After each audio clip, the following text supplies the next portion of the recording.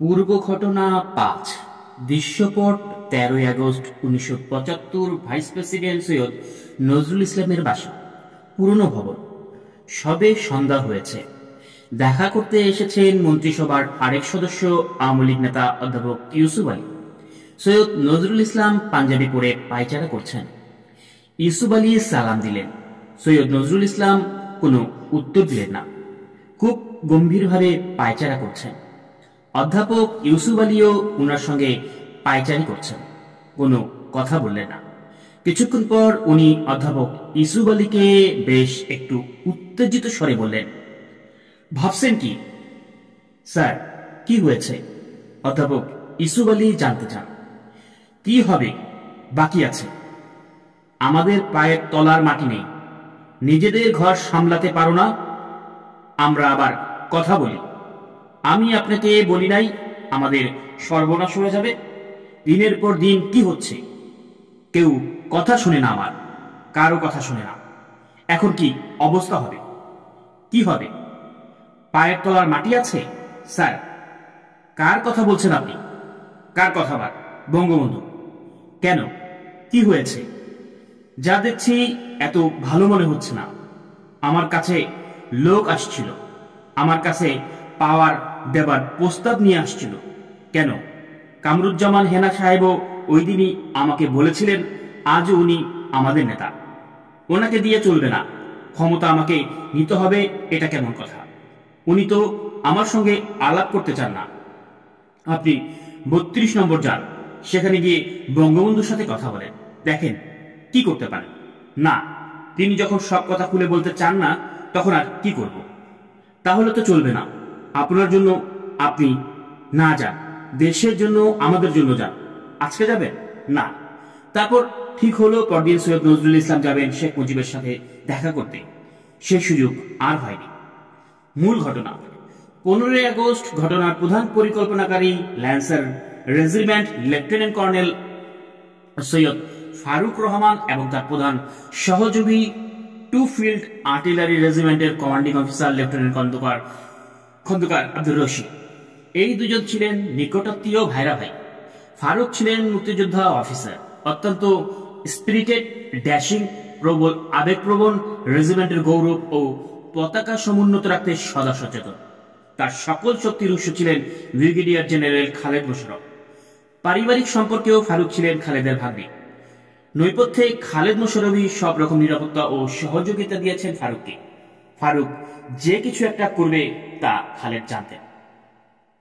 Colonel Faruk সেনাবাহিনীতে মুক্তিযোদ্ধা officer হিসেবে স্বীকৃতি পাবেন কি না, সেটা নিয়ে বিশেষ সভা হয়।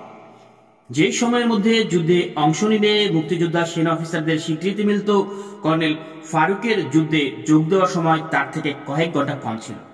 সেই সময় ফারুকের পক্ষে সমর্থন করেছিলেন লেফটেন্যান্ট খালেদ মোশাররফ। অত্যন্ত জোরালো বক্তব্য রাখলে কয়েক ঘন্টার ঘাটতি থাকা সত্ত্বেও তাকে মুক্তিযোদ্ধা হিসেবে গ্রহণ করা হয়, তবে তাকে ২ বছর সিনিয়রিটি দেওয়া হয়নি। ফারুকের প্রধান সহযোগী কর্নেল আব্দুর রশিদ ছিলেন two field artillery regiment commanding officer. ধীর, স্থির ও নরম সুরে কথাবার্তা বলা মানুষ। ৭৫-এর মার্চ মাসে কর্নেল রশিদ ভারতে গানারি স্টাফ কোর্স শেষে ঢাকা ফিরলে তাকে যশোরে আর্টিলারি স্কুলে পোস্টিং দেওয়া হয়। সেখান থেকে কর্নেল ফারুকই তার ভবিষ্যৎ মহাপরিকল্পনার কথা চিন্তা করে তার গুরু লেফটেন্যান্ট খালেদ মোশাররফকে ধরে রশিদের পোস্টিং করিয়ে দেন ঢাকা টু ফিল্ড আর্টিলারি রেজিমেন্টে। মুজিব হত্যাকাণ্ডে অন্য যেসব আলোচিত অফিসার, তারা ছিলেন উক্ত ২ ইউনিটের বাইরের। তাদের মধ্যে ছিলেন মেজর ডালিম, নূর, শাহরিয়ার, হুদা, পাশা, রশিদ, রাশেদ প্রমুখ। বাকি অফিসারদের অন্যান্য ইউনিটের ছিলেন। আশ্চর্যের বিষয় হচ্ছে, সবাই মুক্তিযুদ্ধে অংশগ্রহণকারী অফিসার, কেউ কেউ বিভিন্ন কারণে বহিষ্কৃত বা অপসারিত। কর্নেল ফারুক নিজে আলাদাভাবে বহু আগ থেকে বিভিন্ন সমমনা আর্মি অফিসার এবং কয়েকজন রাজনৈতিক ব্যক্তি ও ব্যক্তিত্বের সঙ্গে গোপন আলোচনা চালিয়ে আসছিল। ১২ই আগস্ট ১৯৭৫ দিনটি ছিল কর্নেল ফারুকের বিবাহ বার্ষিকী। ওই দিনই প্রথম ফারুক তার ভাইরা কর্নেল রশিদকে তার গোপন পরিকল্পনার কথা বলেন। রশিদ প্রথমে চমকে যান, কিন্তু পরে ফারুক তাকে বলেন, দেখ রশিদ, আমি ঘটনা ঘটাতে যাচ্ছি, মরি আর বাঁচি। তখন ধরা পড়লে আমি তোমার নাম বলবই, কারণ তোমার সঙ্গে এ নিয়ে কথা বলেছি। পার্টি শেষে অনেকক্ষণ তাদের মধ্যে আলোচনা হয়। রশিদের পয়েন্ট ছিল এ কাজে আরো কিছু অফিসার দরকার, তা জোগাড় করতে হবে। ফারুক তাতে রাজি হয়। সরকার উৎখাত অপারেশন পরিকল্পনার পুরো দায়িত্বভার কর্নেল ফারুকের হাতে থাকে এবং রাজনৈতিক দিকটি কর্নেল রশিদের উপর ছেড়ে দেওয়া হয়। ফারুকের মাধ্যমেই ডালি, নূর, হুদা, রাশেদ, পাশা, শাহরিয়ার এদেরকে দলে আনা সম্ভব হয়।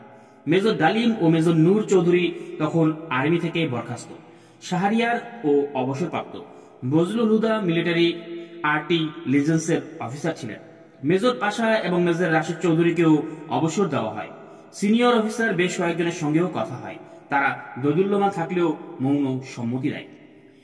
ফারুক মেজর ডালিমকে এ নিয়ে আলোচনার এক পর্যায়ে বলেছিলেন, তোমার কি মনে পড়ে শেখ মুজিবের ফিরে আসার খবর শুনে আমরা কিভাবে খুশিতে কান্নায় ভেঙে পড়েছিলাম? তোমার কি মনে আছে? সমস্ত দেশ, সবগুলো মানুষ খুশিতে পাগল হয়ে উঠেছিল। এই মানুষটাকে প্রায় দেবতার আসনে বসানো হয়েছিল।